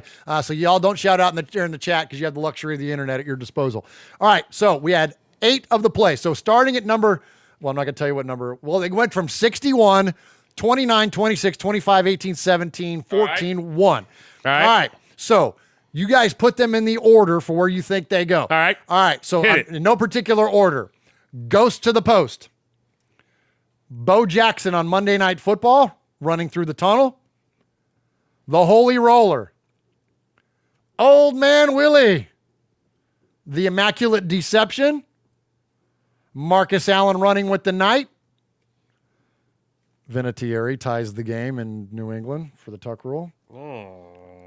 And the Sea of Hands. Put them in the order. Something I thought was funny about this. Say them again. Okay. Old Man Willie. There's no particular order again. Old Man Willie. Holy Roller. Vinatieri kicking the tying field goal. Bo Jackson. Goes to the post. Sea of Hands. Immaculate Deception. Marcus Allen running with the Knight. So something that's fun while you guys are putting them in your order, something that's fun, Raider Nation, that I realized when I was going through this list, the only game that happened in either the Oakland or LA Coliseum was the Holy Roller. No, it wasn't the Holy Roller. Sea of Hands game. Sea of Hands, the not championship, but AFL divisional game, AFC divisional game against the Dolphins. That was on December 21st, 1974. That was in the Oakland Coliseum. All of the rest of these, Old Man Willie was in the Super Bowl. I believe that was in Pasadena in the Rose Bowl. Ghost to the Post was at old Baltimore Memorial Coliseum. The Holy Roller was in San Diego at old Jack Murphy Stadium. Bo Jackson running through Bo Jackson running to the tunnel was in Seattle in the Superdome. Vinatieri tying the Raiders was in Old Foxborough Stadium. Marcus Allen was at Tampa at the Big Sombrero in the Super Bowl. And then the Immaculate Deception was, of course, at the old Three Rivers Stadium in Pittsburgh, the frozen block of urine. Okay, guys, who wants to go first? I will. Okay, Mosh, what do you got? Okay, so you want me to go in reverse order? Yes, go in reverse order. What do you think? All right, 61? I'm going to say that they're going to give 61 goes to the post. Interesting. You want me to tell you as we're going, or you want to give me your whole list first? No. Give both of our lists, and then we'll see who's better. I got you. You can just tell me if I'm wrong. Okay. Well, no, I won't say your. Okay. All right. Old Man Willie, number 29. Okay. Holy Roller, number 26. Vinatieri, number 25. Bo Jackson, number 18. Sea of Hands, number 17. Marcus Allen, number 14. And the Immaculate Deception, number 1. All right. Good job, Mosh. All right, Jeff, go ahead and give me yours. All right. Let's go with, I'm going to go with, for 61, I'm going to go with Willie. Okay. 29, let's go Ghost to the Post. 26, Holy Roller. Then 25, Sea of Hands. 18, that terrible Vinatieri with the kick. 17, Bo Jackson running with running into the tunnel. 14, Marcus Allen running with the Knight. And number 1, the Immaculate Deception. Did you cheat, Jeff? I did not. All right. He beat you by just a couple there, Mosh, but you both did very, very good. You, Mosh, you swept the top 3. You smoked that. Okay. Okay. Swaggo swept the bottom end of it. So number 61, Old Man Willie. Hey. Line up now, and he looks and throws. Intercepted by the Oakland Raiders. Willie Brown at the 30, 40, 50. He's going all the way. Old Man Willie. Touchdown Raiders. All right. Good stuff there from Bill King. Of course, that is Super Bowl 11, played on January 9th, 1977. Good job there, Swaggo. You got that one. All right. Number 29. As I mentioned, Jeff swept the bottom, so we'll go to Baltimore Memorial Coliseum on Christmas Eve of 1977 and listen to the Ghost to the Post. Banaszak replaces Van Egan in the Raider backfield with information from the sideline. So it's Banaszak and Davis. Branch is wide left, Lippersoff wide right, Stabler back to throw. He sets to find a receiver. Takes another look, lobs it upfield. Here is Casper. He's got it at the Baltimore 15-yard line. Nelson Muncy made the tackle. Well, you were asking whether or not he could throw it deep. He hung it up in the air, and Casper ran under it. That's so good. Nice. And you know what's cool about that, and I don't know how well you remember that game, Mosh, but Casper caught, it was a double overtime game, and he caught the game-winning touchdown also, which is so cool. Yeah. Nice. Yeah, Ghost killed it in that game. Of course, Stabler did as well. All right, number 26. You both got this one. This is, we have this in the opener of our show. Yep. This is the Holy Roller. The crowd takes up a chant of defense. Robisky and Banaszak are the backs. Slot right. Branch inside. Bradshaw. Stabler back. Here comes the rush. He sidesteps. Can he throw? He can't. The ball flipped forward is loose. A wild scramble. 2 seconds on the clock. Casper grabbing the ball. It is ruled a fumble. Casper has recovered in the end zone. The Oakland Raiders have scored on the most zany, unbelievable, absolutely impossible dream of a play. Madden is on the field. He wants to know if it's real. They said yes. Get your big butt out of here. He does. Nice. There's nothing real in the world anymore. The Raiders won the football game. The Chargers are standing, looking at each other. They don't believe it. Nobody believes it. I don't know if the Raiders believe it. It's not real. 52,000 people minus a few lonely Raider fans are stunned. A man would be a fool to ever try and write a drama and make you believe it. This one will be relived forever. Oh my gosh, I get chills listening to Bill King, man. The all-time greatest. All right, so there's the Holy Roller. Good job there, guys. All right, here's the only one that both of you whiffed on, and that's Bo Jackson running into the tunnel on Monday Night Football. Oh, I had him at 18. Yeah, you were Bo close. Jackson to the 20 and out in front, and only one man to beat, and Easley can't run him down. He had the angle, but there goes Bo, and nobody catches Bo. Touchdown. Play from the 9-yard line, 3rd and 6. You'll see Dean Miraldi, the center, pull out of there. Steve Wright, the right tackle, but I mean, it's over right there. Kenny Easley has the angle, and it's like little kids chasing a grown man. Was that 18 or 17? That was 25. 25? That was 25. That's too low. Yeah, that was a pretty good one. So too that low. was November 30th, 1987, as I mentioned, in the Seattle Superdome. All right, then Vinatieri kicked something, whatever that happened. That was number 18. That happened, I don't know, 2002. Nobody cares. Nobody cares. All right, so then number 17, Mosh, you got this one. This is where you swept the top 3. Mosh gets to see if hands correct. This is, again, the only one that happened in Oakland. This is AFC Divisional Playoff game against the Miami Dolphins on December 21st, 1974. That's a pass, Joe Stabler. Looking. He runs. He's at the 15. He throws. It is a touchdown Raiders. Touchdown Raiders.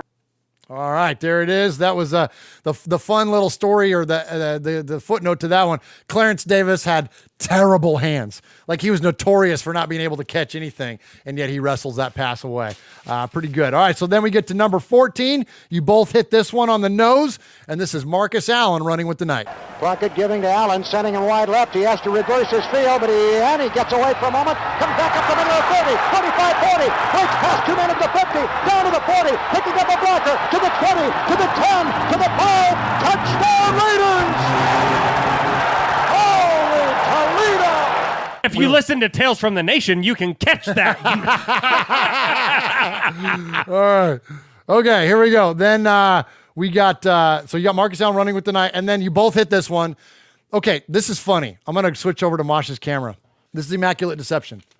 Okay? Look down the barrel of the camera, because I'm gonna tell you something right here. Immaculate Deception, which is your all-time hated game against your all-time hated team. Do you know what the date was? It was my birthday. Sure was. 12/23/72. Oh, no. I didn't realize that when I was putting this together. I didn't realize this was your 14th birthday. Yeah. No wonder you hate them so much. Yeah. They ruined your birthday. It was a hell of a present. I'm still pissed off about it. Yeah, you are. Oh, my gosh. Yeah. Oh, yeah. Do you want to hear it? No. Okay, we won't play it. Okay, No, we don't want to hear that. No, we won't hear it. We won't play it. All right. But this sounds like a list of Tales from the Nation. I know, right? Like, I mean, besides number 1 and number 18, and even number 18 we'll probably talk about at some point. Yeah. But you know, there's our show schedule, right? That's our show schedule. Yeah. I did not know it was on your birthday. That's crazy. Sorry, man. Oh, I know. Thank you. Yeah. No, I knew. All right, hit a button. Let's talk about Indy. Yeah, that was terrible. Hey, that was a really good segment, Murph. I'm sorry.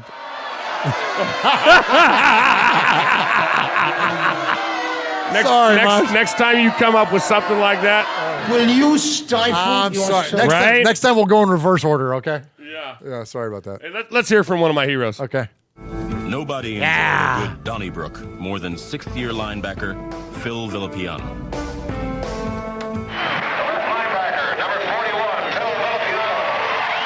This is Phil Villapiano, and you're listening to Raiders Fan Radio. All right, Phil. We know that Franco caught that thing off the turf, buddy. We're with you. Okay, so something funny that we did last year, we started playing in reference when it started getting ugly. When it started...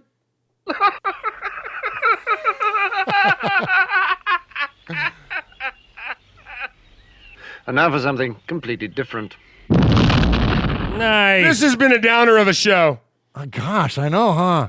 Spice it up a little bit, It Murph. really has. The chat is on. Spice it up. The chat is just. I've seen a little hate. Towards us? No, not towards us. Towards the team. Oh, towards the team. No, Okay. nobody towards. I haven't even hit the dislike button yet. Oh, okay. All right. Well, look, here's what I would tell you, Raider Nation.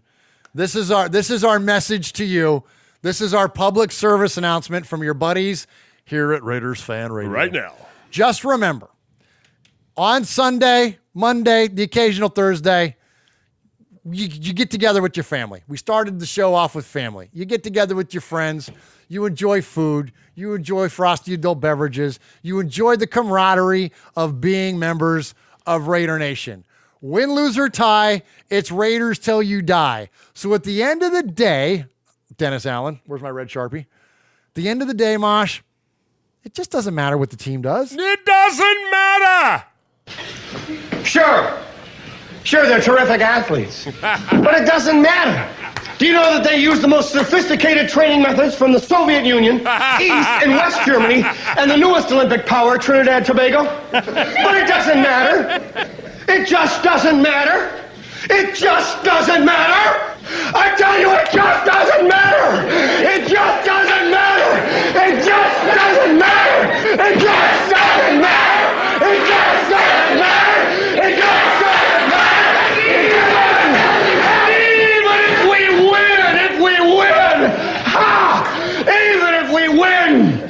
Even if we play so far over our heads that our noses bleed for a week to 10 days, even if God in heaven above comes down and points his hand at our side of the field, even if every man, woman, and child held hands together and prayed for us to win, it just wouldn't matter.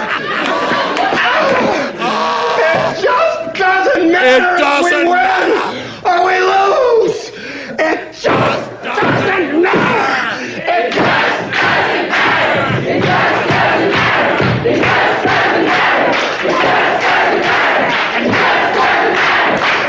doesn't matter. It just doesn't matter. Knock on wood if you're with me. All right, let's go to another segment. Chucktown Raider says, I didn't know Bill Murray was a Raiders fan. Keep it in perspective, Raider Nation. It's been a rough year. It might still be a rough year. Just love on your family, and it's football season. Enjoy that. Hey, guess what? Let's do another one. Let's do another old school. Go another little old school. Let's go another old school. All right, so we used to do also a segment around here called Raiders and Pop Culture, and this week, after Raiders fans realized it just doesn't matter, it's been rough, someone posted up a clip of an old TV show, Mad TV. I'd never seen this before, and this is fantastic. So credit Mad TV. This goes back to 2009. Actor Johnny Sanchez has a recurring character on Mad TV named Little Joker, and Little Joker is a fan of a certain football team, and this is what he had to say in an interview. This is no joke. These are serious times, and people are seriously concerned about this nation entering into a depression. All right, you're right, eh? But you know what? What? I think our nation is already in a depression, eh? Okay, you do, and why is that? Raider Nation, eh? It's depressing. We can't even win the game anymore, man. Can't take it, right? Raiders. Ray, come on, you know that's funny, eh? Look at her, she's trying to hold it, eh? Check her out. Trying to be a professional and stuff like that, eh? Come on, let it out, eh? Oh my God, that's the best. So funny. I love Isn't that it. great? That was great. Yeah, so credit to Mad TV, man. That's good stuff there, and we love to feature our Raiders of pop culture. All right, we got to get moving here. Who sent you that? Somebody, Bandito was the Twitter name. I don't remember what his handle was, but it was just scrolling through my timeline like somebody retweeted it or something. Oh man, it was really, really funny. Yeah, so that. good stuff. That was great. Oh, hey, wait, before you hit that. Oh no, I'm out of order. You go. My bad. Sorry. Oh yeah, you thought this was 17. It's 18. Yeah, exactly. Looking, he's under the gun. He's caught, he's thrown. It is.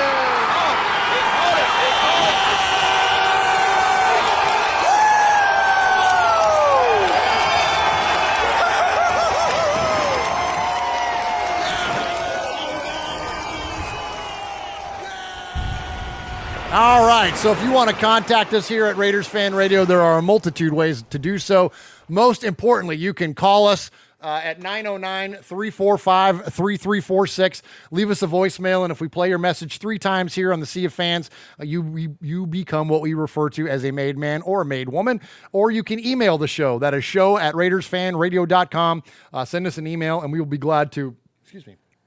I'm glad to read your emails here on the show. So we got emails this week. Let's go to the Western Annex of the Southern. No, God, I always mess that up. The Southern Annex of the Western Annex of the Murph's Fan Cave desk, and hear first from Swag Jeff.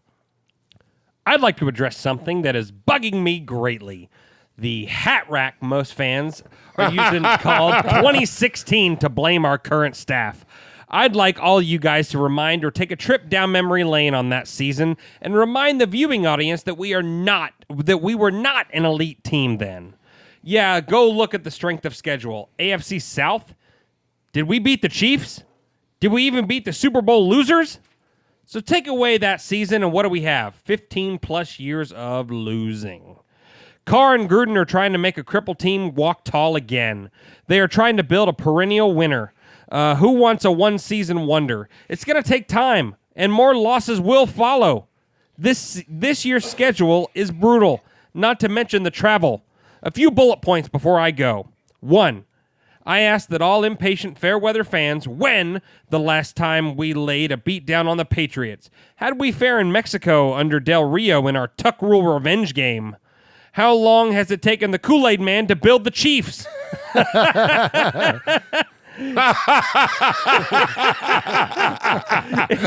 If you can't compete in the playoffs, why go? And don't become an elite team in 1 or 2 seasons. It takes time, patience, and alcohol to be a Raider fan. I, too, want to be elite. I'm going to pull my hair out, complain, cry, and break a few remotes with the nation as well. But when Tuesday comes around, I have more faith in the newest regime than I have had in a long time. And when efforts fade, my story will change, but I do see commitment from Carr and Gruden right now, and I will ride this out no matter how bumpy it gets. Patience, Raider Nation. We'll get there. Pirate 1975. Hey, nice to hear from Pirate 1975. He's there in the chat, along with Aaron the Q-Dog Raider, Running Bear, Chucktown Raider, Ron the Mater Raider, of course, Joe Duran, Sugar Shane, Chucktown Raider, did I say that yet? Callie Zed is in there. Crossbones is in there. Appreciate all of you joining us in the chat. Wait. You forgot Vladimir. Oh, yes. Marikovic from Serbia and Peyote Dreams from Berlin. That's really cool. My guys. Yeah, that's your guys. You got guys. I got guys. You got guys. I got another guy. His name's Randy Hansen. Let's hear. Oh, Coach Randy Hansen. Coach Randy Hansen. Today's game is a blessing in disguise. I just watched it again. The defense made some early season fundamental errors that are easily correctable. It's tough to execute on offense where you fall behind 21-0, unless you have a snake sobering up.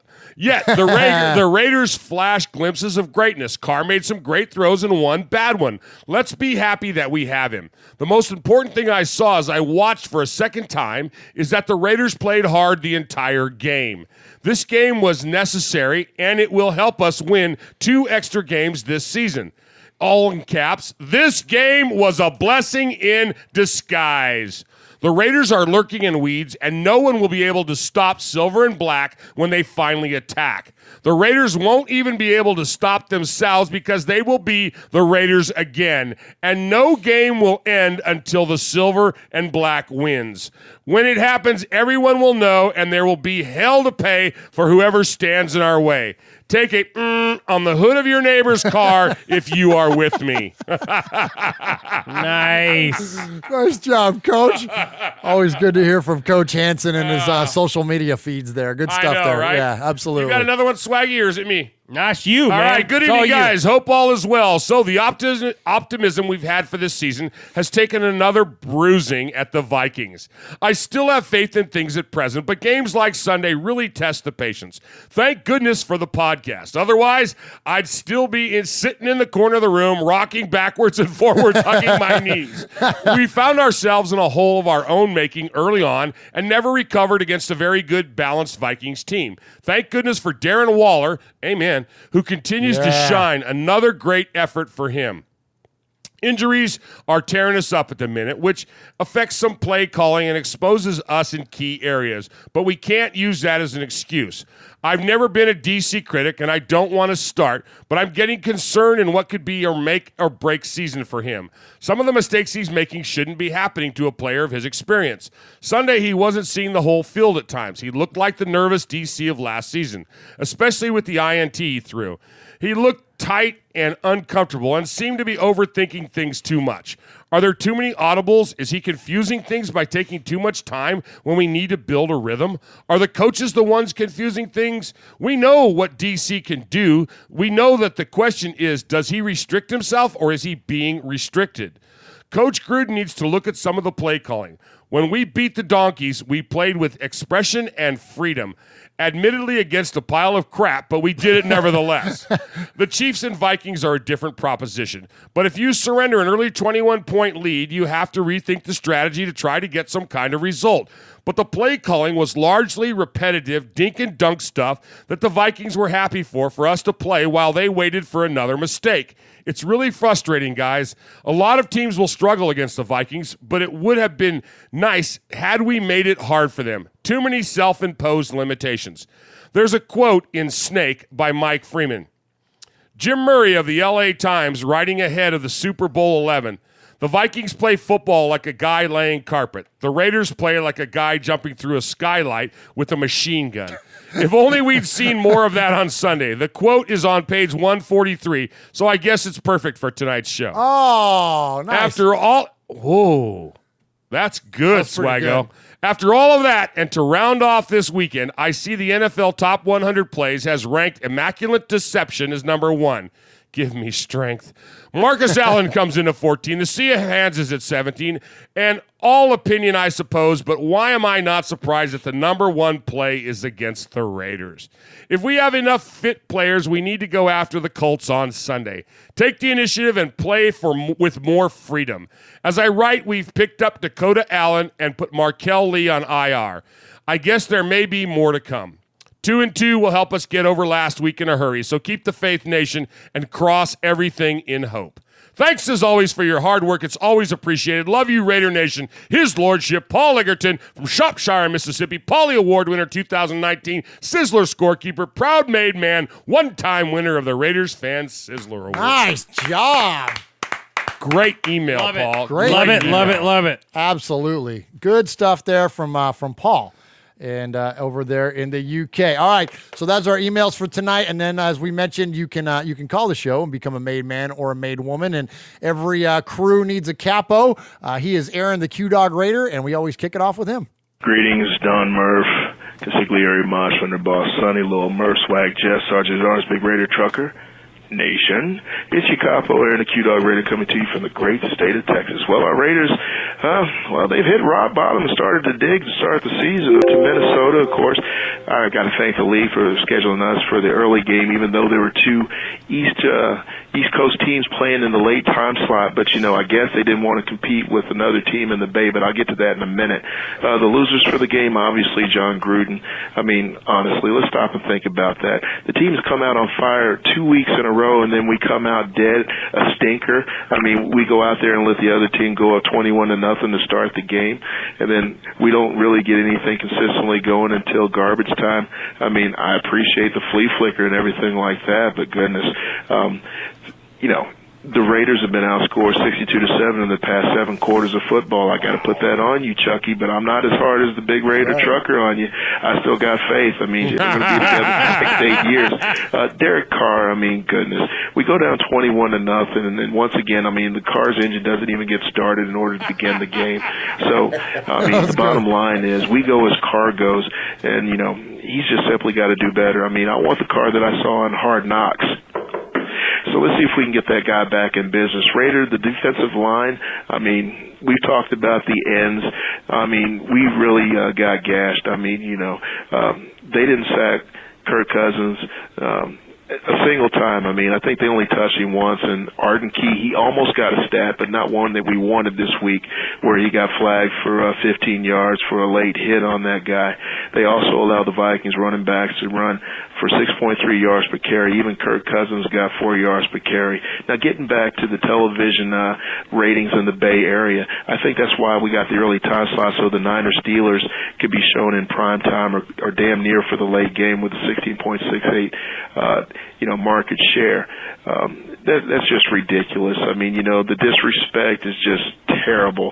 Our rating was 6.31 in the Bay, but you know what? They put us on at 9 in the morning out there. Only Mojo and a couple friends and family got a chance to wake up and watch the game. Unacceptable. there was other things I wanted to talk about our linebacking core, but you know what? We don't draft linebackers, so why would I waste my time? The hit list, of course, Ryan Grant and Google Voice. I'm looking for you, baby. Respect goes out to all the made men. He called Ryan Grant on the hit list there, and who's now no longer a member of the Oakland Raiders. Got cut. Wow. He went. We need a capo. You done got hit. You know, Capo Stradamus right there calling that shot. You got capo. Absolutely, you got capo. You there got you go. capoed. All right, let's go to first up. Let's hear from RBK Raider. Oh, so we got 8 calls now. We're grade 8. Grade 8. So let's hear first from RBK Raider. Murph, Uncle Mosh, Swag Jeff, Q Dog, my favorite little plastic baby buff Murph. This is RBK Raider chiming in. I just got the news. Antonio Brown has been cut by the Patriots. They don't want to deal with these allegations, and good for them. And all I got to say is karma is a beep, because you know what? You run around and act like a little kid. You act like you're above the law because you got millions of dollars. And can I just play something real fast? Yeah. Do you guys remember Antonio Brown screaming this from the locker room when he was part of the Steelers? Straight cash on. Karma. That's not me. It's called karma. I apologize for that. And it's called karma.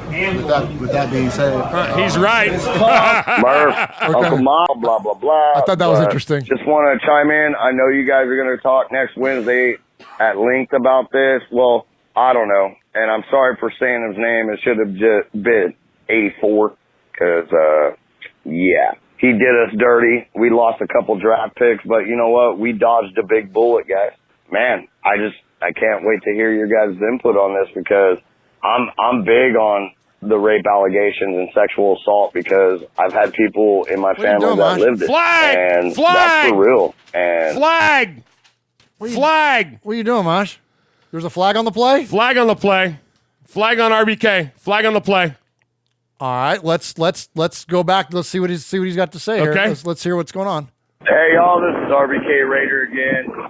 I just got to say, I became a made man a couple weeks ago, and you guys never officially played the music for me and 2 others, and I got to say that hurt my feelings a little bit.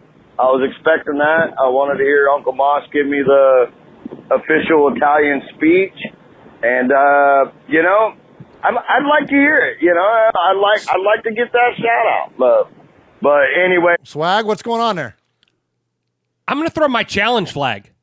He kind of called us out because we didn't give him the made man status, and I'm going to throw a challenge flag. So the flag on the play says that we didn't acknowledge him as a made man, but you're saying you're going to challenge that. I'm going to challenge that. He's going to go to the booth. Swaggy's got my back. Okay, He's going to the booth. And Uncle Mosh is never wrong. I'm never wrong. Okay. I'm never wrong. You're never wrong. I'm never wrong. I've never been wrong. So you're saying we acknowledge RBK Raider as a made man? I think he missed it. Okay, let's go to the booth. You got your monitor there, Jeff? Yep, let's look at it. All right, here we go. You know, that's what it's all about, man. Great job, Coach Davis. And Mosh, that's his 3rd official call. Yes. And so now we have RBK Raider. Right. We have Coach Davis. Right. And we have Scotland's own David Love. Will you welcome to the family, gentlemen. You are now Scotland's own Coach Davis. Right. And we have Scotland's own David Love. Hey. Welcome to the family, gentlemen. You are now officially made men. You are a made man. You showed you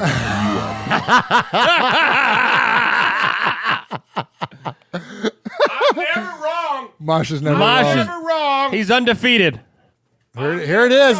Here it is. Let's for the watching and listening audience. RBK Raider. Right. We have Coach Davis. Say that again. Right. Who was that? And we have Scott. And so now we have RBK Raider. Who do we have? We have Coach Paul. Yes. And so now we have RBK Raider. Oh. We have Coach Davis. Right.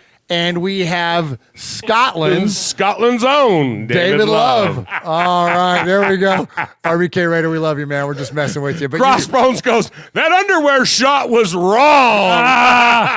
Then why did it feel so right?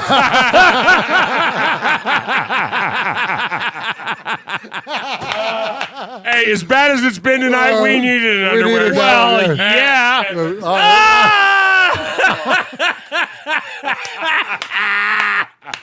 Oh my gosh! For those of you watching, you just killed Swago with that one, Mosh.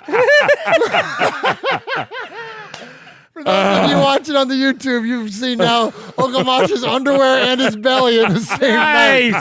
Oh my god! And look, you guys don't even pay for this stuff, man. All right, let's hear from Raider 1. Yeah, Murph, Uncle Mosh, how you doing? This is Raider 1. I just heard that Antonio Brown got released by the Patriots. You know, Grandma, I'm free. Nice. Come on, Juan. Good job, Raider 1. Hey, Juan is feeling better. I can hear it in his voice. It sounds like he's feeling better, man. Absolutely. Good job, Raider 1. Appreciate you. All right, next up. Ron. Ron in the chat said, Mosh built this city on donut holes. I love the next one. Did you see what Wyoming Raider? Mosh, that's a long bit just to try to pick up a date. Nice. All right, let's go out to the 661. I don't know the name. He didn't leave it. Yo, Murph, greetings to everyone in the Raider Nation. Just wanted to call in right before the game, right before the kickoff. You know, I just want to let you know that I'm in a situation where my nephew, who just joined the Vikings, could possibly sack our quarterback, and I didn't know how I would feel about it. But a fraction of a nanosecond, I told myself, I hope Carr stiff arms this motherfucker and throws for a record touchdown, because the silver and black is thicker than blood. So go Raider Nation. My nephew Devontae down, number 57 Vikings. Well, congratulations to your nephew for making it to the league, man. That's pretty cool. That's very cool. Jeff, if your son, okay, Ollie, if he came to you and said, hey, Dad, I just signed with the Kansas City Chiefs, how do you feel about that? A little sick to my stomach. But you'd be wearing a Chiefs jersey. I'd rather he'd come to you and say, Dad, I just want to dance. Well, yeah. What was that old saying?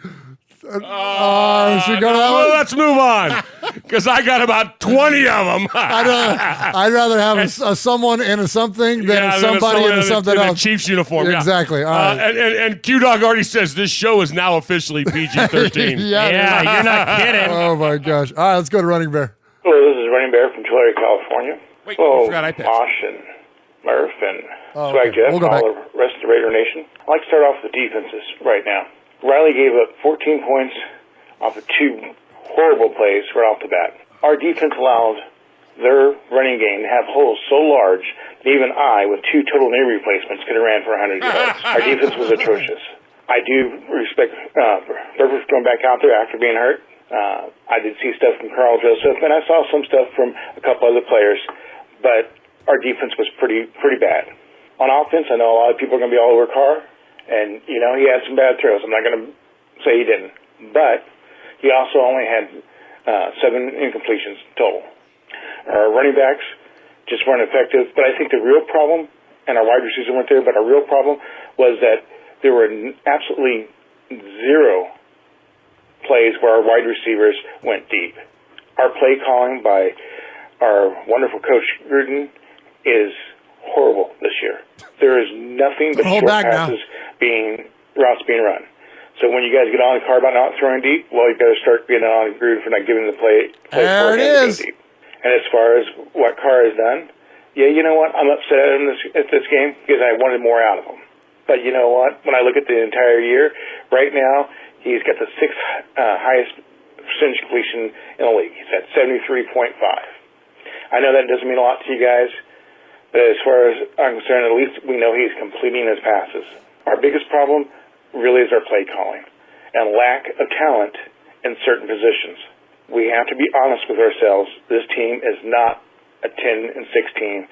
At best, it's an 8-8 team, maybe 9-7 if we're lucky. Preach. More likely 7-9. I've said that from the start, and I'll keep on saying it because it's been what it is. I know a lot of you have had other hopes. I do want to say this. If you want to get rid of Carr, I'm not with you. And when he does go to some other team because you guys want to get rid of him and he winds up whipping our ass, well then, you know what? Cry me a river because that's what's going to happen. It's not Carr. It's play calling. and a lack of talent around him. Anyway, you guys have a good one. Good stuff, man. Strong. Very good call. Excellent content, excellent takes, man. Excellent perspective. We appreciate you running Bear. All right, next up, we're going to hear from our buddy Eye Patch down in Florida. Murph, Mosh, Nation, Eye Patch calling in. Just want to let you know that I've been scouring this whole weekend looking for Google Voice.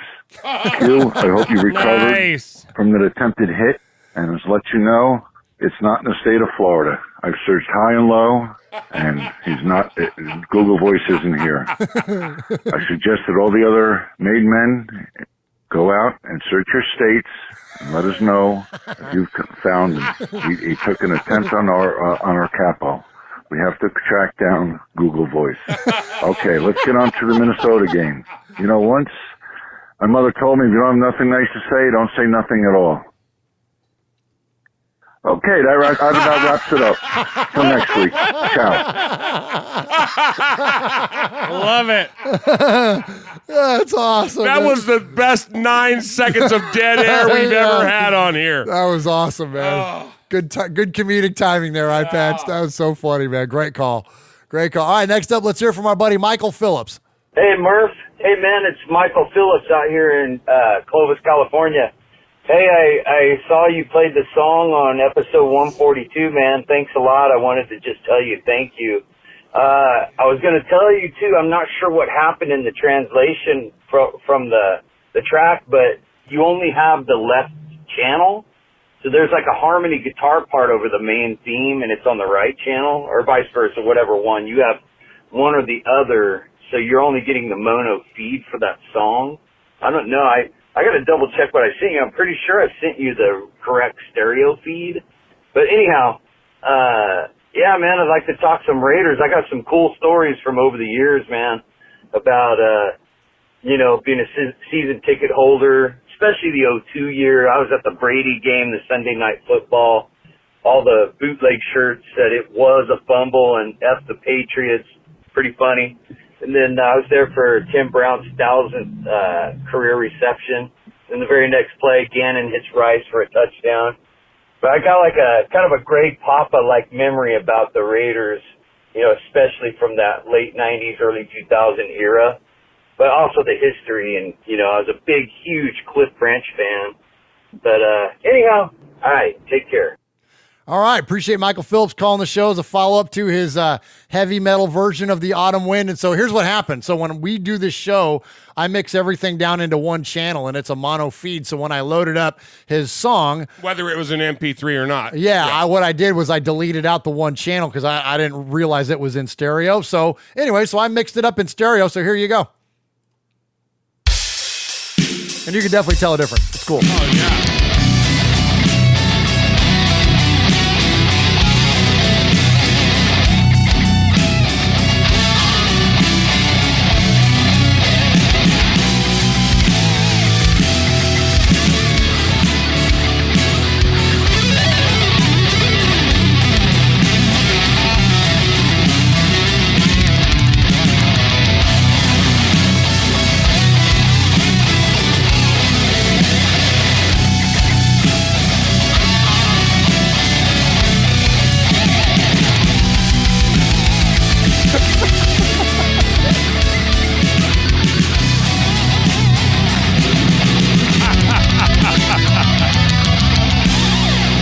All right, Michael Phillips, that's a talented dude right there, man. That's awesome. And you can definitely hear all of his extra flourishes in there with his guitar, man. That's so awesome. That's legit, man. That's good stuff. Appreciate you, Michael Phillips. All right, next up, let's hear from Rev Raider. What's going on, Murph?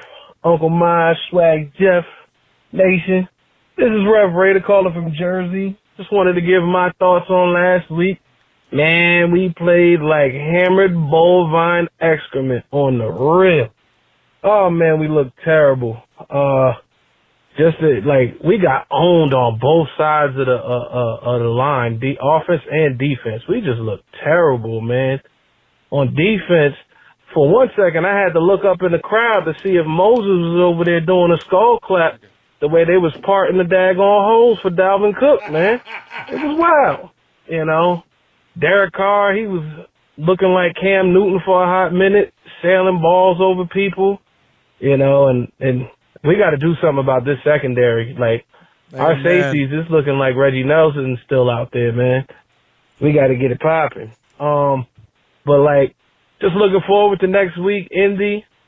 You know, even though Andrew Luck isn't there, there's still somebody to be trifled with, you know. If we play the run like we did this week, man, Mac, he's going to have a hell of a day. That's all I got to say about that one. But, hey, man, we just got to keep pushing forward. They just got to keep grinding. I'm going to keep my eye on the clock this week. You know, I won't go down to the wire. I'm all set. All right, fellas. Always love the show. Peace. All right, good job, Nice, Rev. That was so funny last week, man. That was so funny. Dead man walking. All right, one more, guys. We're going to hear from our buddy Beto, now referred to as 9-volt Beto. Raider Beto, you know the sound. You hear that? Yeah, I hear nothing either because I replaced my 9-volt battery. This happened 2 days ago. I was at that game on my birthday, you know, watching the Blues. Hey, I still saw my Raiders, and I actually scored 2 touchdowns, all right? Silver lining and everything. Well, silver and black lining. Anyway, wanted to talk about who is to blame for the loss. Is it Derek Carr, John Gruden, coaching, defense, secondary, linebackers, special teams? I'm going to say everyone. It's everyone's fault. You know, the defense couldn't stop Dalvin Cook from nothing. Derek Carr and the offense couldn't do anything on third downs. Special teams didn't get good anything. Rashard was the returner, so that always made me a little nervous because, you know, he fumbles a lot when he returns. I'm not going to say anything about the team if we're going to tank or if we're going to, the season went down the drain or we're going to make the playoffs or not, which I certainly don't think we will, but I won't say anything about the team until the bye week, until we can see where we're actually at. Right now, we look like an 8-8, 7-9 team, you know, but yeah, you know, it's still go Raiders, you know, so yeah, go Raiders. All right, Murph. So we got to wrap things up here. We started off the night. We heard from RBK and Raider 1. They both gave us a little bit of shout back to ABC. Nice. Following it up with our buddy, our caller in the 661, telling us that silver and black is thicker than blood. Eye patch. He's looking for Google Voice. He's Nice. he's got the capos back, man. And there was a great dead air. I loved it. Running Bear, super job on the game recap. Hit it on the head. What we've been saying all night long. Michael Phillips set us straight that we had the wrong play. We got to hear his great rendition of The Autumn Wind again, and he said, hey, that somebody said in the chat that maybe needs to be the new theme song. I don't know. We'll talk about it. Rev Raider. Man, he said you're playing like hammered bovine excrement, but he said keep grinding. And old 9-volt Beto, you know the city, right? Yeah, you know the sound. From now on, he's Fire Safety Beto. Nice, since nice. he's replaced him. Well but played, our Mosh. Sizzler Award has got to go to the man, the made man, who stepped up and had the capos back. That would be the one and only. Cover your eye, everybody. It's for Eye Patch. Nice. Sizzler. Sizzler. Sizzler. Sizzler. Sizzler. All right, let's see it. Cover him up. We are Metallica, and we are here for your Oakland Raiders! You know why we out here, and we ain't playing around today. From The Walking Dead to errant Jedi Knights, Raiders fans are a rogues gallery.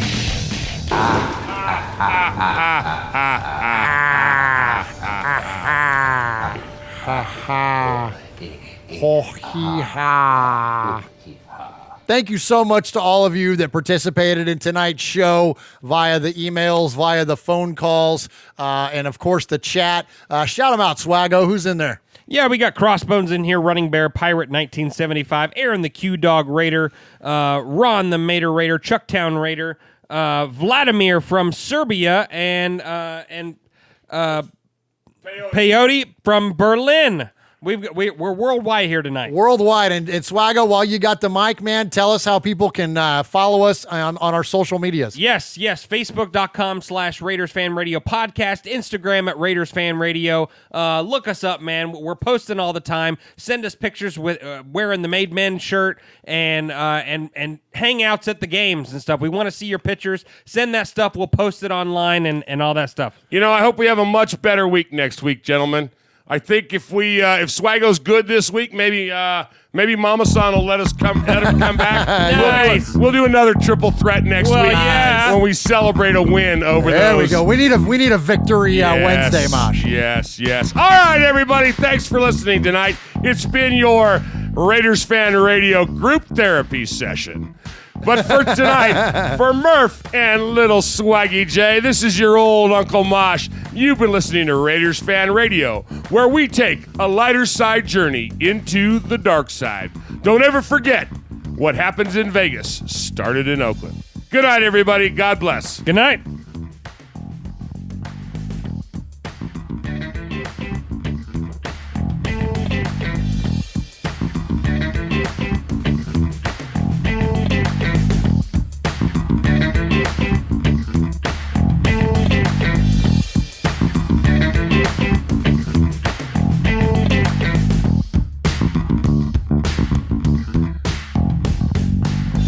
Q-Duck says Vladimir's the Ukrainian president. Very timely politically. Nice job.